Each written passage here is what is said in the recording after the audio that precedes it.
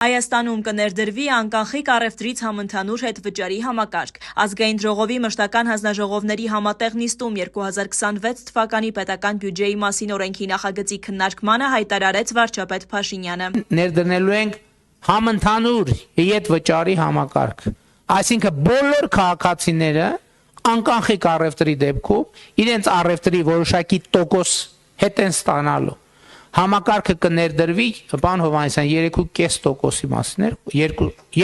2%-ի մաս, անկանխիկ առևտրի 2%-ը